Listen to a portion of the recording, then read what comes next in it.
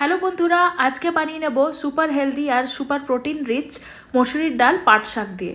এর জন্য প্রথমে মসুরির ডালটাকে আমি রাতভর জলের মধ্যে ভিজিয়ে রেখেছিলাম। সকালবেলায় এর থেকে জল ঝরিয়ে নিয়েছি।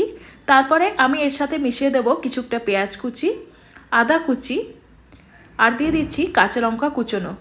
এগুলো সবই পরিমাণ মতো দিতে হবে। আপনি যদি ঝাল খেতে ভালোবাসেন বেশি কাঁচা লঙ্কা দিতে পারেন। এরপর সামান্য পরিমাণ লবণ আর হলুদ গুঁড়ো, তার সাথে ধনে জিরে গুঁড়ো দিয়ে দিয়েছি আর একটু গরম মশলা দিয়ে ভালো করে মেখে নেব। সামান্য গরম মশলা দিয়ে দিলাম। এরপরে এই পুরো মিশ্রণটাকে আমি ভালো করে মেখে নিচ্ছি। ডালটাকে সব কিছু দিয়ে ভালো করে হাতে এরকমভাবে মেখে নিতে হবে, যাতে ডালের সাথে সমস্তগুলো মিশে যায়। এরপর আমি এরকম করে এর মধ্যে জল দিয়ে এটাকে ঢাকা দিয়ে সেদ্ধ হতে দিয়ে দেব।